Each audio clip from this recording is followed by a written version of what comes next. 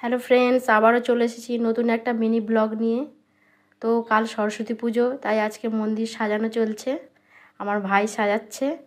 আজ আবার আমার ভাইয়ের বার্থডে আছে। সবাই মিলে একটু ছোটোখাটো অনুষ্ঠান করা হয়েছে, সবাই মিলে এক জায়গায় খাওয়া দাওয়া হবে, আর একটা কেকও আনা হয়েছে। তো এই যে কেক কাটা হচ্ছে, ভাই সবাইকে খাইয়ে দিচ্ছে। এই যে ভাইয়ের ফ্রেন্ডস এনজো, সেও হুড়ুড় করছে কেক খাবে বলে।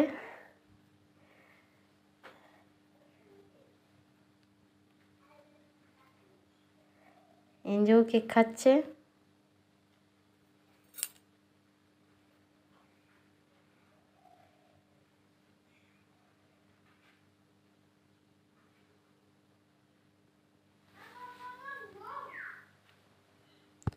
আজ সরস্বতী পূজা, তাই সকাল সকাল মিয়া আর আমি স্নান করে নিয়ে রেডি হয়ে গেছি।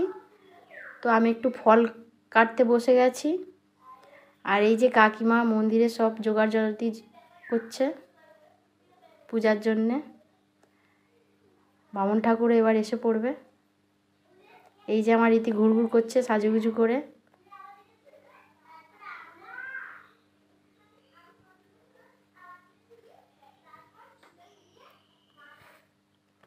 ঠাকুরটা কেমন হয়েছে তোমরা সবাই কমেন্টে জানাবে।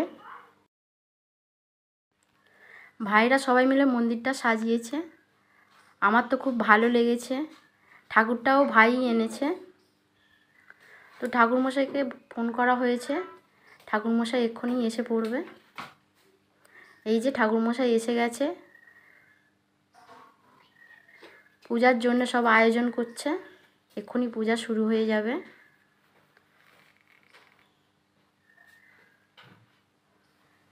বছরে এই দিনটির জন্য সব বাচ্চারা অপেক্ষা করে থাকে। সবাই এই দিনটিতে নতুন জামা কাপড় পরে খুব মজা করে। তো আমার সব ফল কুচানো হয়ে গেছে, এবার পূজার ওখানে দিয়ে দেব। ঠাকুরমশাই পূজাতে বসে গেছে, জোগাড়জাটি সব কমপ্লিট হয়ে গেছে। তো ঠাকুরমশাই অনেক দেরি করে আসবে বলেছিল, বাচ্চারা সবাই উপোস করে থাকবে বলে অনেক রিকোয়েস্ট করার পর তাড়াতাড়ি এসে গেছে। তো সবাই সাজুগুজু করে এখানে পুষ্পাঞ্জলি দেওয়ার জন্য চলে এসেছে। অনেক বাচ্চারা এসেছে, পাড়ার সবাই এসেছে। তো আমাদের এখানে সবাই একসঙ্গে মিলে পুষ্পাঞ্জলি দেয়, খুব মজা করে বাচ্চারা।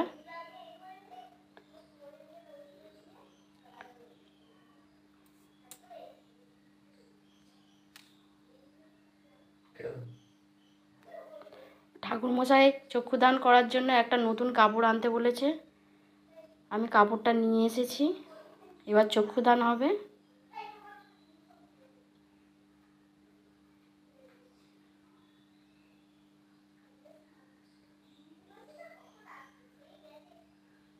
এরপরই হবে পুষ্পাঞ্জলি দেওয়া, সবাই মিলে পুষ্পাঞ্জলি দেবে।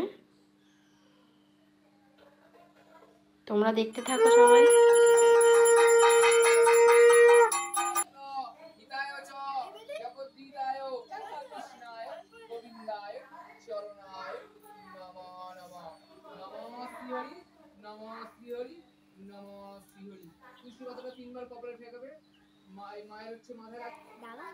এই যে আমার রীতি কেমন সেজেছে তোমরা সবাই দেখো, কমেন্টে জানাবে ওকে কেমন লাগছে। তো আমার ভিডিওটি আমি এখানেই শেষ করছি, দেখা হবে পরের